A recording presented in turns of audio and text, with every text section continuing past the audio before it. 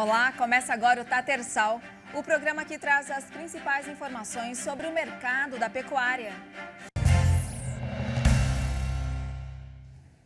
A balança comercial registrou um superávit recorde de 37 bilhões e 500 milhões de dólares no primeiro semestre, um aumento de 68,2% em relação ao mesmo período do ano anterior. O valor é o mais alto já registrado na série histórica iniciada em 1997. De janeiro a junho deste ano, as exportações somaram mais de 136,7 bilhões de dólares e as importações 99,2 bilhões, um saldo positivo de 10,4 bilhões de dólares. Já as exportações agropecuárias cresceram 28,2%. E totalizaram 32,3 bilhões de dólares no semestre. A estimativa do Ministério da Economia é de um superávit de 105 bilhões de dólares para o ano. As exportações de soja brasileira devem fechar junho com redução na comparação com o mesmo mês do ano passado. De acordo com a projeção da ANEC, Associação Nacional dos Exportadores de Cereais, os embarques de junho devem somar 10.250.000 toneladas. O volume representa queda nas exportações em relação a junho do ano passado, quando foram enviados quase 12 milhões de toneladas. Já o farelo de soja deve fechar o mês com 2 milhões de toneladas. No caso do milho, a quebra da safra gerou baixa oferta e derrubou o volume exportado. Os embarques do grão, de acordo com a ANEC, devem somar apenas 89 mil toneladas, muito abaixo das quase 800 mil de junho do ano passado. E sobre o número de empregos criados em maio, a agropecuária foi responsável por mais de 42 mil novos postos. O número é contabilizado pela diferença entre as contratações e as demissões. O volume de empregos criados em maio representa aceleração em relação a março e abril deste ano.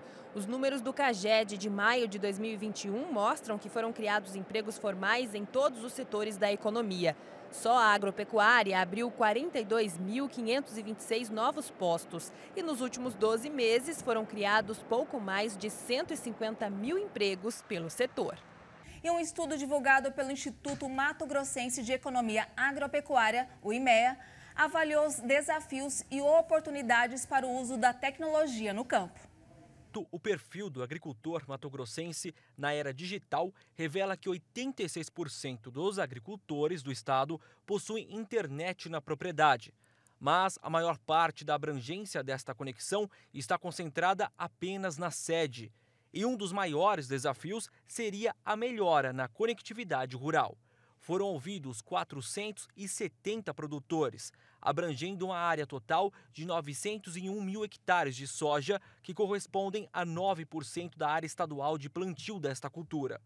O trabalho foi desenvolvido entre os meses de setembro e outubro de 2020 e incluiu as 7 macro-regiões, totalizando 80 dos 141 municípios mato-grossenses. Um relatório do Banco Mundial sobre a China aponta que a economia do gigante asiático deve crescer 8,5% este ano. Segundo a instituição financeira, a expansão vem acompanhada de um aumento da confiança dos consumidores, das empresas e um mercado de trabalho melhor após o relaxamento das restrições da pandemia. Segundo o porta-voz do Ministério das Relações Exteriores, nos primeiros 5 meses deste ano, o PIB cresceu de forma constante, com aumento anual de mais de 35% de investimentos estrangeiros. Na Argentina, além da crise hídrica que afeta o país, os fazendeiros e frigoríficos estão preocupados com as toneladas de carne que se acumulam nos portos, após a decisão do governo de suspender as exportações. O tempo continua fechado entre o setor de agronegócios e o governo argentino. Desânimo e indignação são as palavras mais repetidas nos últimos dias por parte dos produtores e exportadores de carne bovina do país. Eles não se conformam com a decisão do presidente Alberto Fernandes de suspender as exportações. O presidente da Câmara da Indústria e Comércio de Carne e Derivados da Argentina, Miguel Schiaretti, diz que toneladas estão paradas nos portos.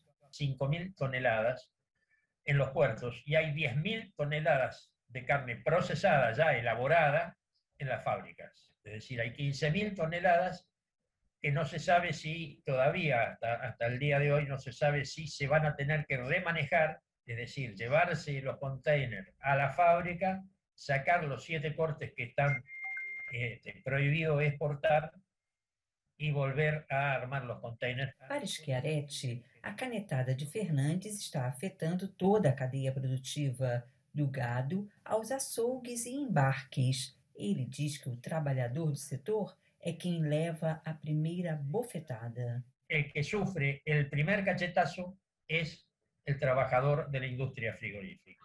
Bofetada, diz ele, porque os frigoríficos vão começar a cortar pessoal. O economista Ivan Ordonez, especializado em agronegócios, diz que antes da medida do governo, a previsão era de aumento das exportações de carne em relação ao ano passado. O panorama mudou. A estimativa de ganhos passou a ser de perdas.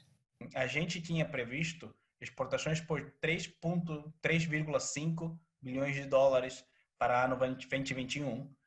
Por causa dos cupos de exportação, é provável que as exportações tenham uma quebra e fiquem em 2,5 bilhões. O frete do agronegócio subiu 1,2% em maio, na comparação com abril. Mas essa alta não cobriu os custos dos caminhoneiros. As informações são da plataforma de transporte de cargas Fretebras. De acordo com o estudo, o preço médio do frete por quilômetro por eixo no Brasil alcançou R$ 1,01. Na comparação entre abril e maio de 2021, o preço do diesel comum na bomba aumentou 6,38%, segundo o relatório da Agência Nacional do Petróleo, ANP. Apesar disso, no mesmo período, o preço do frete caiu 0,14%. Por estado, o Amazonas foi o que apresentou o frete mais caro em maio, com R$ 1,21 por quilômetro rodado por eixo, seguido por Rio Grande do Norte, R$ 1,12 e Alagoas, R$ 1,09. Na outra ponta da tabela, os fretes mais baixos foram registrados no Acre, 91 centavos, Mato Grosso, 94 centavos, Piauí e Ceará, 96 centavos. O atraso no plantio e a estiagem em boa parte das principais regiões produtoras provocaram uma forte queda na previsão inicial para a colheita da segunda safra de milho no Brasil. Mas o resultado final pode não ser tão ruim assim. O coordenador da expedição falou sobre os dados coletados nas lavouras de milho pelo país. A gente entrou num calendário de plantio de um nível de risco muito elevado. A gente plantou muito milho em março, muito milho em abril e, pasmem, tem milho esse ano plantado em maio também. E isso é totalmente fora da nossa janela ideal. Então, isso aliado também a um clima muito seco, né? Tem regiões aí que passaram mais de 60 dias sem chuva, a gente acabou visualizando uma quebra muito grande. Hoje o nosso número é de 65,3 milhões de toneladas para essa safra, o que corresponde a uma quebra de 15% em relação à safra passada. Se a gente olhar para cada um dos principais estados, aí estamos falando do Mato Grosso, Goiás, Mato Grosso do Sul e Paraná, eu destacaria o Mato Grosso do Sul e o Paraná, principalmente o sul do Mato Grosso do Sul e a região norte do Paraná como as regiões mais afetadas, que tem aí, vamos lá, mais de 30% de quebra, 35% de quebra em relação à safra passada. Foi os estados mais prejudicados e que continuam sendo prejudicados, né? Agora principalmente aí pela questão do clima muito frio, as geadas que foram bastante presentes nessa região. Se a gente pegasse aqui talvez o potencial produtivo máximo dessa safra, a gente podia dizer que com essa área plantada aí de 14,7 milhões de hectares, a gente poderia colher algo em torno de 90 milhões de toneladas, tranquilamente. Nós já produzimos, já tivemos produtividades aí para alcançar esses números. Mas agora a gente está falando já de 65, que é uma quebra muito expressiva, né, em relação ao potencial, e esse número pode ser pior sim. Essa geada foi muito forte, inclusive a gente vai tentar retomar um pouco dessas avaliações aí nessas regiões que tivemos geada para ver o impacto, mas é possível sim que esse número ainda reduza mais um pouco, infelizmente. Tem alguns estados que surpreendem, mas que não tem tanta relevância assim dentro do contexto de produção nacional, como é o exemplo de Rondônia. Rondônia é um estado que produz pouco milho, né? A área ainda não é muito expressiva, mas vai colher uma produtividade recorde. Nós estamos falando aí de uma produtividade para Rondônia de 85,7 sacos, que é recorde para o estado. Ele nunca colheu uma produtividade tão alta. Mas quando a gente olha para o contexto do Brasil, a maior produtividade é a do Mato Grosso, mesmo com as perdas que está tendo, é o Mato Grosso, que vale a pena destacar que o Mato Grosso, entre os estados prejudicados, talvez ele tenha sido menos prejudicado. E daí a razão de a gente talvez não estar enxergando aqui uma catástrofe total em termos de produção, porque o Mato Grosso ainda está segurando a produtividade em torno de 94, 95 sacos por hectare. Mas o grande destaque é para a cigarrinha do milho. Cigarrinha do milho que era presente em regiões que antes tinha o milho verão e o milho segunda safra na mesma região sendo produzido, hoje não, hoje ele está no Brasil inteiro, tanto nas áreas de milho verão quanto nas áreas de milho segunda safra, e trouxe prejuízo porque a gente viu muito tombamento de lavouras em função aí já do cigarrinha, muito enfesamento. Então é uma praga que preocupa bastante, porque o controle químico dela é difícil de fazer, e a gente vai ter que ir muito mais para uma opção de materiais tolerantes, e não tem tantos materiais tolerantes, e é uma preocupação grande, justamente nesse sentido, porque é possível que a gente vai enfrentar esse problema nos próximos anos também. O carrapato é uma grande preocupação do pecuarista. A gente sabe que, além de causar danos ao animal, também pode trazer grandes prejuízos econômicos. O chefe-geral da Embrapa Pecuária Sul, Fernando Cardoso, fala agora sobre os detalhes de uma pesquisa feita recentemente. A gente vem trabalhando já há vários anos para identificar animais mais resistentes ao carrapato.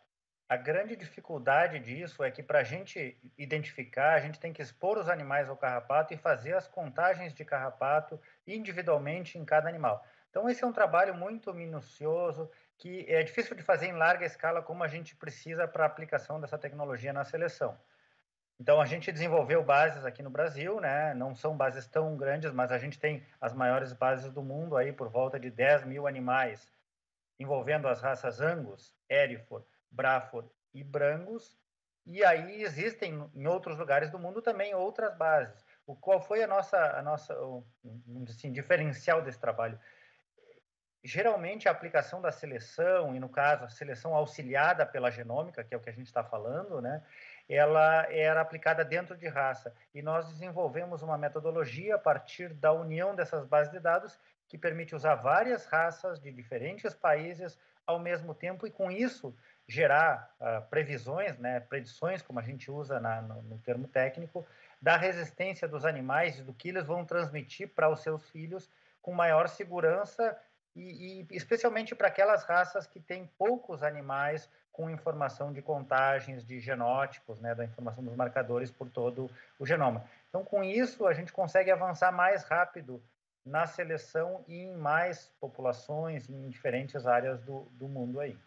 A gente usa para cada animal 300 mil marcadores que fazem um mapeamento completo do genoma, junta com as informações de contagem de diferentes partes do mundo, a contagem de carrapato. E com isso eu consigo dizer com muito mais segurança o que o animal vai transmitir de resistência para a sua progenie, e aí indicar reprodutores que vão levar para os rebanhos, na produção comercial, esse maior grau de resistência. A gente sabe que isso é muito importante, especialmente quando a gente usa taurinos, né, nos programas de cruzamento, aí nas regiões tropicais e subtropicais, especialmente nas tropicais, onde tem muito mais carrapato, e aí a gente consegue gerar animais mais resistentes, que vão precisar de menos tratamentos, vão precisar de menor uso de químicos e vão ser mais produtivos nessas condições. Se você quer rever o conteúdo exibido aqui no Tatersal, é só acessar a nossa página tvterraviva.com.br.